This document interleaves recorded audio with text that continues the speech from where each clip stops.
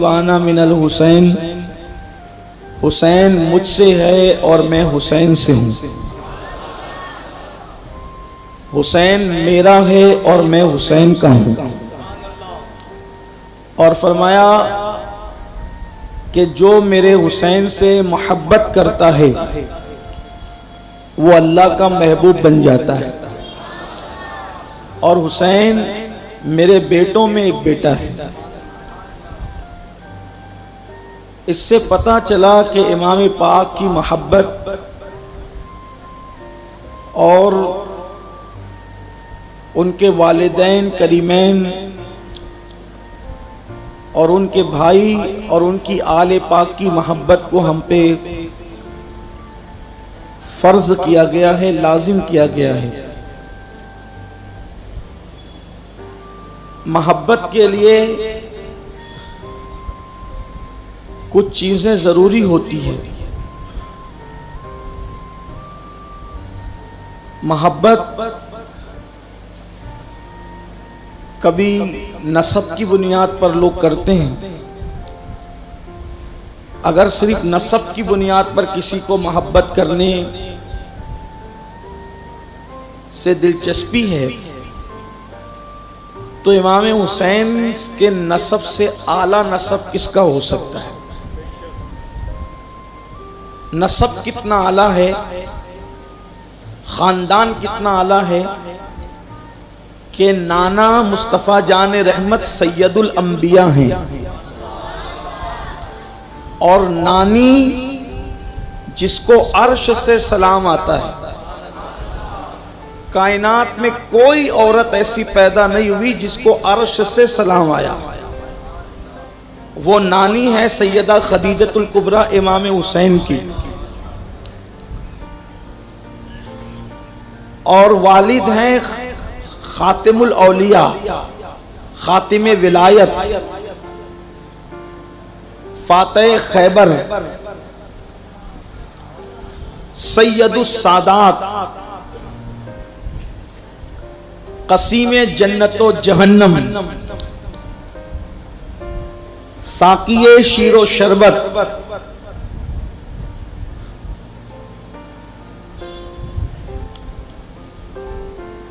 پرتوے دست قدرت، اصل نسل صفا، وصل وجہ خدا، سیدنا علی مرتضیٰ کرم اللہ تعالی وجہ الکریم آپ کے بابا ہیں۔ اگر کوئی امام اہل سنت کے اس مصرے کو سمجھ لے تو اسے علی سمجھ میں آ جائے۔ علی مرتضیٰ جو بابا ہیں حسنین کریمین کے، ان کے بارے میں میرے مستند اور معتبر امام اہل سنت نے لکھا، اصل نسل صفا، رسول اللہ کی نسل کی اصل۔ پہلی بات تو حضور کی نسل کی طرح کوئی ہو ہی نہیں سکتا، اور جو نبی کی نسل کی اصل ہو اس کو علی کہتے ہیں۔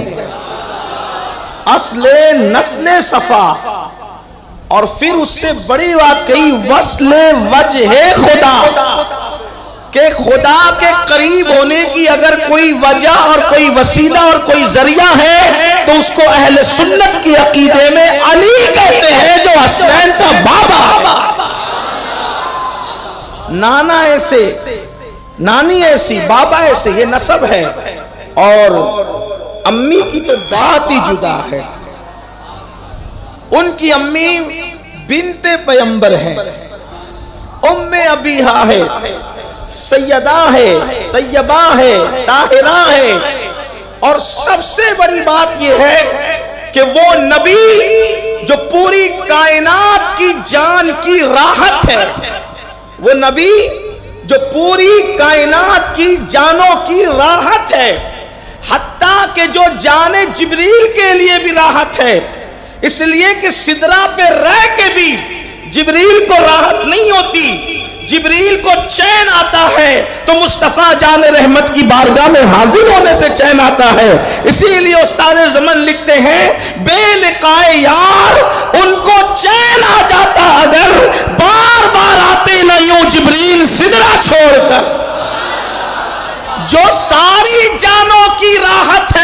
اسے محمد الرسول اللہ کہتے ہیں، اور جو محمد الرسول اللہ کی جان کی راحت ہے اس کو حسنین کی امی جان سیدہ فاطمہ کہتے ہیں۔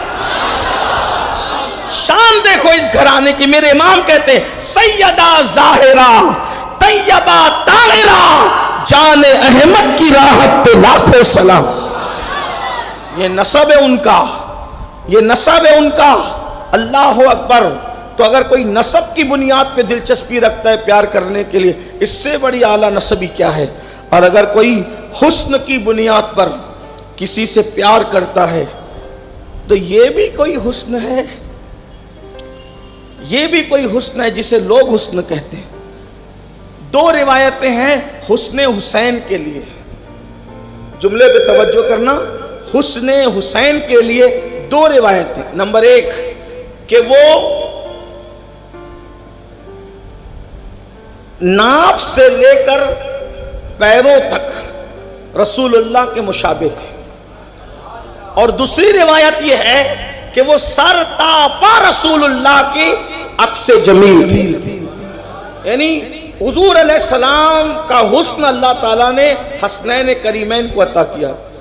علامہ عبد الرحمن جامی لکھتے ہیں کہ امام حسین اتنے خوبصورت تھے کہ جب آپ اندھیرے میں گلیوں میں چلتے تھے تو آپ کے چہرے کی روشنی میں لوگ سفر طے کیا کرتے تھے، اتنے خوبصورت تھے۔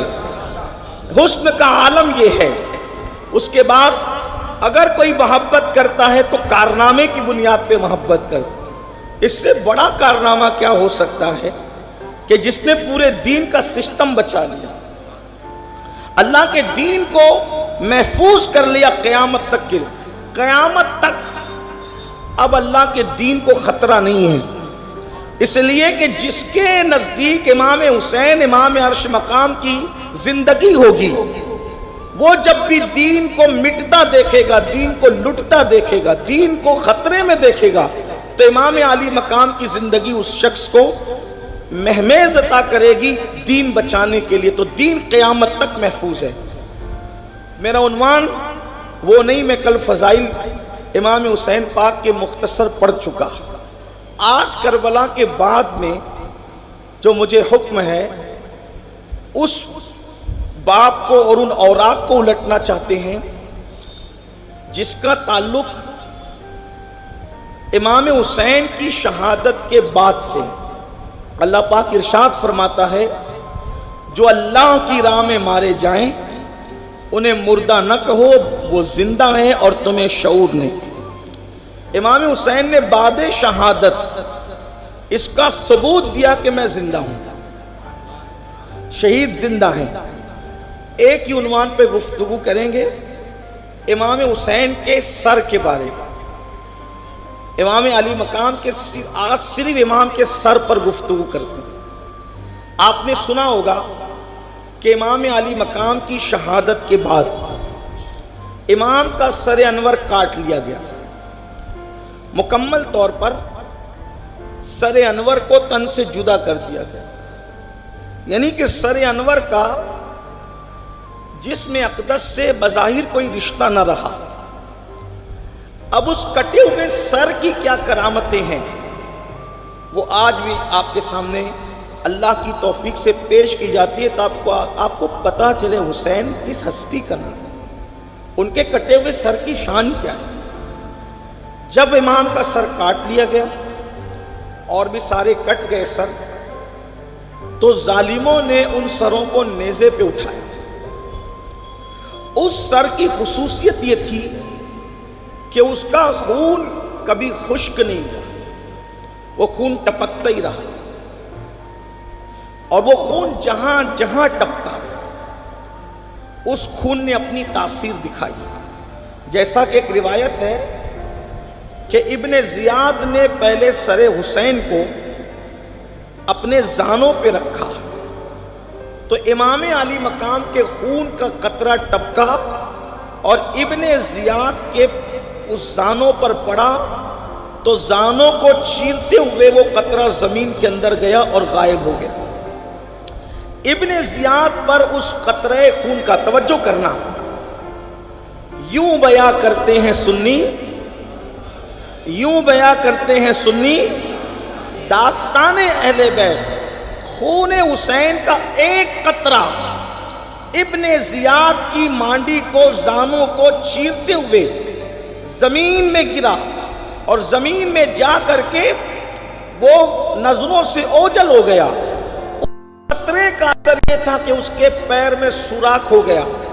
جب تک ابن زیاد زندہ رہا وہ اس کے لیے ناسور بنا، اس میں کیڑے پڑے اور اس کی تڑپ سے وہ ہمیشہ بے چین اور بے قرار رہتا۔ گویا کہ کٹا ہوا سر حسین بتا رہا ہے ابن زیاد کیا سمجھتا ہے کہ تو سر کاٹ کے جیت گیا؟ اب بھی حسین کے خون میں اتنی طاقت ہے کہ ایک قطرہ حسین تجھے ساری زندگی تڑپا سکتا ہے۔ حسین نے مقابلہ نہیں کیا، حسین نے تو وعدے کو وفا کیا۔ اگر حسین مقابلہ کرنے پر آتے تو 22,000 کا لشکر کیا، پوری دنیا کے یزیدیوں کو لیے تنہا حسین کافی تھے۔ امام علی مقام کا سر نیزے پہ اٹھایا گیا۔ اس سر کی کرامت اب دیکھیں، اب نیزے پر سر انور چل رہا ہے۔ اہل سنت کی کتب میں نیزے پہ انہوں نے سر اٹھایا، وہ تو دشمنی سے اٹھایا، لیکن دشمن کچھ بھی کرے دوستوں کا بھی تو کوئی حق ہوتا ہے۔ ہارنے والے کا سر ہمیشہ نیچے ہوتا ہے اور جیتنے والے کا سر ہمیشہ اوپر ہوتا ہے۔ قدرت نے ان کی عقلوں کو ایسے اندھا کر دیا تھا، خدا جب دین لیتا ہے تو عقلیں چھین لیتا ہے، کہ حسین پاک کو شہید کر کے بھی وہ نیزے پہ اٹھا رہے تھے بغض میں، مگر حسین کا سر اشارہ دے رہا تھا کٹ کے بھی میں دشمنوں سے بلند ہوں، اب بھی یہ میرے مقابلے پر نہیں ہے۔ سر حسین آگے آگے چل رہا ہے، پیچھے پیچھے قافلہ چل رہا ہے۔ قافلے کے بارے میں آپ نے محرم شریف کی جو 10 دنوں کی محفل ہوتی ہے اس میں جو ہمارے خطبہ علماء بیان کرتے ہیں تو آپ نے سنا ہوگا کہ سید زادیوں کی سیدانیوں کے ہاتھوں میں رسیاں تھیں، ان کے ہاتھوں کو باندھ دیا گیا۔ جو میں روایت پڑھ رہا ہوں استاد زمن علامہ حسن بریلوی سے، صد الافاضل فخر الاماثل سید نعیم الدین مراد آبادی سے، یہ کہ ان کے ہاتھوں کو باندھا گیا، ان کے پیروں میں بیڑیاں ڈالی گئی اور اونٹوں کی ننگی پیٹھ پر سیدانیوں کو سوار کیا گیا، اس حالت میں کہ ان کے دوپٹے ان سے چھین لیے گئے۔ یہ آپ نے سنا ہوگا، میں نے پڑھ دیا آپ کے سامنے۔ لیکن اب دوسری جو روایت آپ کے سامنے پڑھ رہا ہوں یہ کہ یہ بھی آپ نے سنا ہوگا کہ امام زین العابدین کی گردن میں طوق تھا، ہاتھوں میں ہتھکڑیاں تھی، پیروں میں بیڑیاں تھی، کئی دن کے بیمار تھے، بھوکے تھے، پیاسے تھے، اور وہ سواریوں کی نکیل سید سجاد عابد بیمار کے ہاتھ میں تھی۔ یہ بھی لوگوں نے دیکھا کہ ان میں اٹھنے کی طاقت نہیں تھی، جب وہ نکیل ان کے ہاتھ میں دے کر کہا جاتا کہ اونٹوں کو لے کے چلو تو وہ گر جاتے، اور جب گرتے تب ان کی پیٹھ پہ کوڑا لگایا جاتا ہے۔ حضرت پیر نصیر الدین نصیر نے بڑی اچھی عکاسی کی، کہتے ہیں نصیر عداوت کے بھی کچھ آداب ہوتے ہیں، نصیر عداوت کے بھی کچھ نہ کچھ آداب ہوتے ہیں۔ کسی بیمار کو زنجیر پہنائی نہیں جاتی، اور تماچے مار لو، خیمے جلا لو، قید میں رکھ لو، تماچے مار لو، خیمے جلا لو، قید میں رکھ لو، علی کے گل رخوں سے بوئے زیرا زہرائی نہیں جاتی، علی کے گل رخوں سے بوئے زہرائی نہیں جاتی، اور کسی بیمار کو زنجیر پہنائی نہیں جاتی۔ امام زین العابدین ہاتھ میں ہتھکڑیاں، پیروں میں بیڑیاں، گلے میں طوق، اور چلنے کی کوشش کرتے ہیں تو گرتے ہیں۔ کیسے چلے یہ سید سجاد جانے۔ سر حسین کی بات کرنی ہے، امام علی مقام کا سر آگے آگے نیزے پر، پیچھے پیچھے قافلہ۔ اچانک جس کے ہاتھ میں نیزہ تھا جس پہ امام علی مقام کا سر تھا وہ نیزہ گرا اور زمین پہ گڑ گیا. وہ نیزہ گرا، سر حسین کی کرامت، امام علی مقام امام حسین کے سر کی کرامت. وہ نیزہ گرا اور زمین پہ گڑ گیا. اور جب لوگ اس کو اٹھاتے تھے تو لوگ سمجھتے تھے کہ اتفاق ہے کہ اٹھانے والے کی غفلت اور کمزوری سے نیزہ زمین پہ آ گیا، زمین میں گڑ گیا. اب اٹھاتے ہیں، مل مل کے اٹھاتے ہیں، نیزہ ہلنے کے لیے تیار نہیں. شمر کی قیادت میں وہ قافلہ جا رہا تھا. لوگوں نے کہا شمر، یہ جس نیزے پر امام علی مقام کا سر ہے یہ نیزہ اٹھتا نہیں، کیا کریں؟ شمر کی ہمت نہیں ہوئی کہ امام علی مقام کے سر انور کے قریب جائے. وہ آیا سیدھا سید سجاد امام زین العابدین کے پاس، اور آنے کے بعد کہا علی ابن حسین، تیرا باپ آگے بڑھنے کے لیے تیار نہیں ہے، تیرے باپ سے بول کہ وہ آگے بڑھے، اور اگر وہ آگے نہ بڑھا تو میں تجھے اتنی تکلیف دوں گا کہ تیرے باپ کی روح کانپ جائے گی. جلدی سے تیرے باپ سے بول کہ وہ آگے بڑھے. امام زین العابدین نے فرمایا شمر، میرے بابا اگر رکے ہیں تو یوں ہی نہیں رکے، اس کی کوئی نہ کوئی وجہ ہوگی. کہا کیا وجہ ہے؟ تو کہا قافلے کے افراد گنو، کہیں کوئی قافلے میں کم تو نہیں ہو گیا.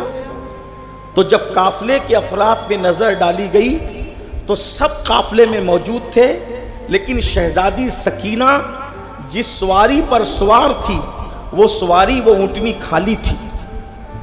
تو کہا کہ وہ جو چھوٹی بچی تھی وہ نہیں ہے. تو امام زین العابدین نے فرمایا میری پھوپھی امی کی رسی کھول دو، ان کی بیڑیاں کھول دو، اور ان سے کہیں کہ وہ میری بہن کو ڈھونڈے. پھوپھی امی ڈھونڈ سکتی ہے میری بہن کو. سیدہ زینب پاک کی رسیاں کھولی گئی.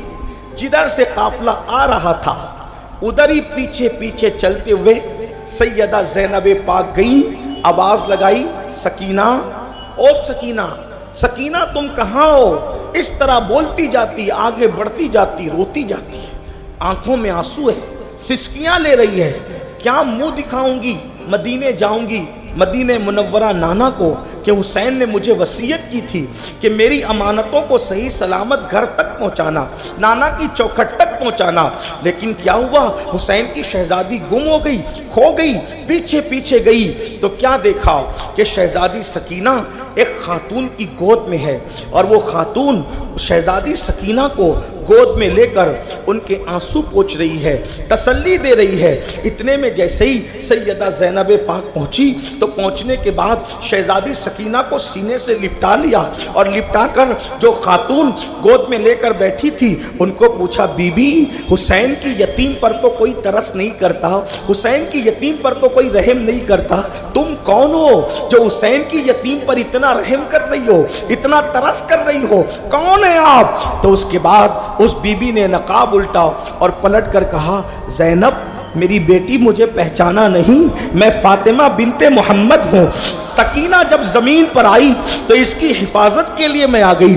لپٹ کر کے سیدہ زینب پاک رو پڑی اور رو کر کہتی امی جان جب آپ کا شہزادہ حسین شہید ہوا تب آپ نہیں آئی، جب آپ کا علی اکبر شہید ہوا تب آپ نہیں آئی، جب آپ کا قاسم خاک و خون میں تڑپا تب آپ نہیں آئی. رو پڑی اور روتے روتے جو ہے اللہ اکبر سسکیاں بلند ہوئی، آہو پکار کیا. ایسے میں پلک جھپکتی ہے تو یوں لگا جیسے کوئی خواب تھا اور وہاں کوئی موجود ہی نہ تھا. شہزادی سکینہ کو لایا گیا اور لانے کے بعد پھر واپس سے آپ کو جو ہے اونٹنی پر سوار کر دیا گیا. اب وہ سر انور پھر جو ہے جیسے ہی ہلکا سا اٹھایا گیا تو نیزہ پھر اٹھ گیا اور وہ قافلہ آگے بڑھا. ان واقعات سے اب ہم جو ہے وہ صرف نظر کرتے ہوئے جو ہے وہ آگے بڑھتے ہیں، اس کو کا ذکر نہیں کرتے کیونکہ آج سر حسین پاک پر گفتگو ہونی ہے جس کے بارے میں کہنے والے بڑے بزرگ نے کہا سر داد نداد دست در دست یزید، سر دے دیا مگر نہ دیا اپنا ہاتھ یزید کے ہاتھ میں. کسی مفکر نے کہا ہے لوگ سر بچانے کے لیے ہاتھ دیتے ہیں۔ حسین اس مجاہد کا نام ہے جس نے ہاتھ بچانے کے لیے اپنا سر قربان کیا ہے۔ اللہ اکبر۔ امام علی مقام کا سر انور جو چونکہ رات ہو چکی تھی، کوفہ پہنچتے پہنچتے رات ہو چکی تھی، تو رات کا وقت تھا۔ فیصلہ یہ کیا ظالموں نے، رات کے وقت اگر ہم کوفہ میں قافلے کو لے کر کے جائیں گے تو تماشا نہیں ہوگا، اور ان کو تماشا کرنا تھا۔ اللہ اکبر۔ غور کریں کتنا مظلوم ترین خاندان ہے یہ لوگ، جس کا کلمہ پڑھتے تھے، جن پہ نماز میں درود پڑھتے تھے۔ اللہ اکبر۔ اللہ اللہ اس رسول کی آل کے ساتھ کیا کیا، اس نبی کی اولاد کے ساتھ کیا کیا۔ اللہ اکبر۔ اور کب کیا؟ 2 4 5 صدیوں کے بعد نہیں کیا، حضور علیہ السلام کے پردہ فرمانے کو ابھی اللہ اکبر 50 سال بھی نہیں گزرے تھے، نصف صدی کے بعد یہ واقعہ رونما ہوا۔ اللہ اکبر۔ امام علی مقام کے سر انور کے بارے میں یہ فیصلہ ہوا، سر لے کر چلتے ہیں، اور جس جس کے پاس سر موجود ہے سب اپنے اپنے گھروں میں سروں کو رکھ دیں، اور اس کے بعد جب دن نکلے گا تو یہ قافلے کو یہیں روکو، این دوپہر ہوگی تو اہل بیت کا تماشا بنائیں گے، بازاروں میں گھمائیں گے سیدانیوں کو، اور کٹے ہوئے سروں کو تماشا بنائیں گے۔ اللہ اکبر۔ تو خولی ابن یزید نام کا ایک پلید اور ملعون وہ سر امام علی مقام لے کر اپنے گھر گیا۔ اس کی بیوی نے پوچھا میرے سرتاج اتنے دن سے کہاں تھے؟ تو اس ظالم نے کہا میں تیرے لیے بہت بڑا تحفہ لایا ہوں، یہ تحفہ ہمیں مالدار کر دے گا، مالا مال کر دے گا، اقتدار ملے گا، گھوڑے ملیں گے، جوڑے ملیں گے، جاگیریں ملے گی، ایسا تحفہ لایا ہوں۔ کہا کون سا تحفہ؟ کہا کہ یزید سے ایک شخص نے بغاوت کی، وہ باغی ہو گیا تھا، ہم نے اس کے سر کاٹے اور اس کے سردار کا سر میرے پاس آیا، اس کی عورتیں اور بچے قیدی بنا کر کے جنگل میں پڑے ہوئے ہیں، کل دوپہر کے وقت وہ کوفہ میں گھمائے جائیں گے، لیکن سر دست ابھی یہ سر میں رکھتا ہوں۔ بیوی نے کہا سر رکھ دے، اور اس کے بعد اس نے دیکھا تک نہیں، اور اس کو کھلایا پلایا، اور اس کے بعد وہ لیٹ گئی، اور یہ تو تھکا ماندہ تھا، خبیث پلید ملعون، وہ سو گیا۔ سونے کے بعد اس کی بیوی لیٹی تھی جہاں سر انور رکھا تھا، سر اس نے کہاں رکھا تھا؟ جو چولہا جہاں جلتا ہے، تنور جس کو کہتے ہیں، وہ ٹھنڈا ہو چکا تھا، اس میں اس نے امام علی مقام کا سر رکھا، اور اس کے بعد وہ سو گیا ظالم۔ اس کی بیوی جگ رہی تھی، اچانک کیا دیکھا کہ چھت سے لے کر کے سر تک نور ہی نور ہے، نور کی قندیلیں ہیں۔ اس نے جب یہ منظر دیکھا وہ سوچا کٹے ہوئے سر سے یہ کرامت، کٹے ہوئے سر سے کرامت کا یہ ظہور۔ اللہ اکبر۔ علامہ سید ابو الحسنات جو امام اہل سنت رضی اللہ تبارک و تعالیٰ عنہ کے خلفاء میں شمار کیے جاتے ہیں، اور حضور شیخ المشائخ سیدی اعلیٰ حضرت اشرفی میاں رحمۃ اللہ علیہ کے بھی خلیفہ ہیں، وہ فرماتے ہیں کہ جب وہ خاتون اس سر کے قریب گئی تو دیکھا کہ سر سے لے کر چھت تک نور ہی نور ہے، اور چھت سے لے کر آسمان تک روشنی روشنی ہے۔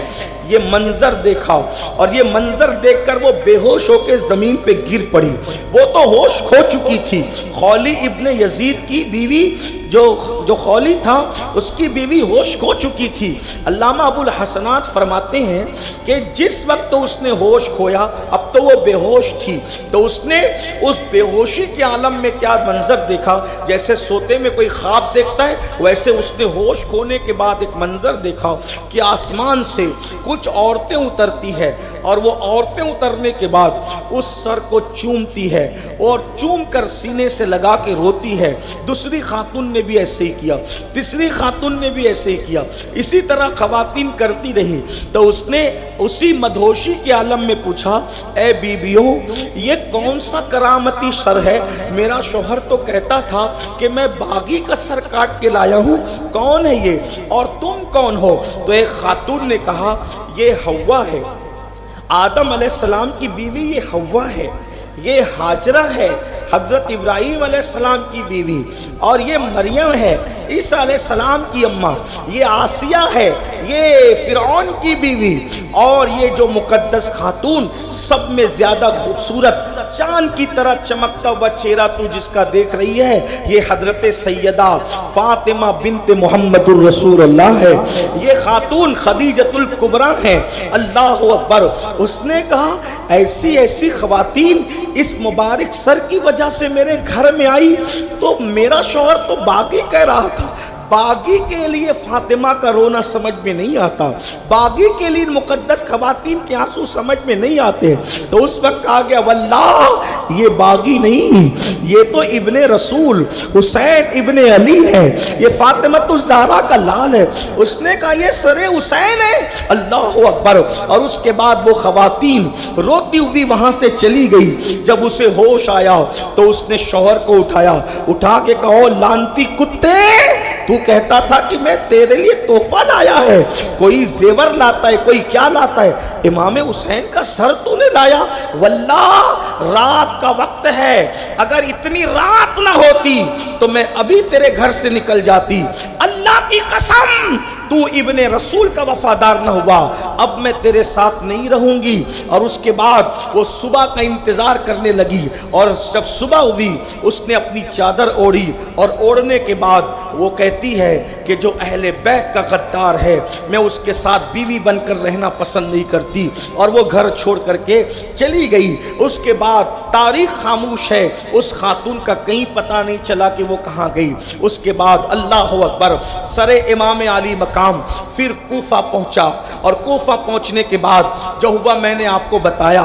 एक वाकया और हुआ कूफा में, इमाम अली मकाम का सरे अनवर जब तश्त में रखा तो इब्ने जियाद बदनिहात बानी फसाद उस पलीद ने इमाम अली मकाम के होठों पर जब वो छड़ी मारी, और छड़ी मार करके कहा कि हुसैन तेरे जैसे खूबसूरत दांत मैंने किसी के नहीं देखे, तेरे जैसा हसीन और जमील चेहरा मैंने किसी का नहीं देखा। और उसके बाद फिर वो सरे इमाम अली मकाम इमाम हुसैन का सर कूफा से फिर दिमश्क रवाना कर दिया गया यजीद के पास। यजीद की तरफ जब वो सर जा रहा था तो उस सरे अनवर से बहुत सी करामतों का सुदूर हुआ, जिसमें से एक करामत बड़ी मशहूर है। जब वो सरे अनवर लेकर उन्होंने रात में एक जगह पर क़याम किया सरे अनवर लेकर, तो वहाँ पर एक राहिब अपने गिरजा में रहता था। मुल्क शाम में जब वो दाखिल हुए, एक राहिब अपने गिरजा में रहता था, और गिरजा में रहने के बाद वो कभी किसी से मिलता नहीं था, बात नहीं करता था, मुलाकात नहीं करता था। जैसे ही सरे इमाम अली मकाम गिरजा के करीब रखा गया, वो बाहर आया, और आने के बाद उसने पूछा ये किसके सर हैं, एक साथ इतने सारे सर किसके सर हैं? उन्होंने कहा ये बागियों के सर है, ये लोग रास्ते में लोगों का माल लूटते थे, बगावत करते थे, उनके सर काट कर उनकी औरतों को हमने कैदी, उनके बच्चों को कैदी बना लिया। ये बातें हो रही थी, उतने में इमाम अली मकाम के सर पर उस राहिब की नज़र पड़ी। कहा ये किसका सर है? तो कहा ये हुसैन का सर है। कहा वही हुसैन जो इब्ने अली, अली के बेटे? कहा तो अली वही जो तुम्हारे नबी के चचाजाद थे और दामाद थे। हाँ वही। नादानो, जालिमो, तुमने नवासे रसूल को शहीद किया और कहते हो कि बागी को तुमने कत्ल किया। वल्लाह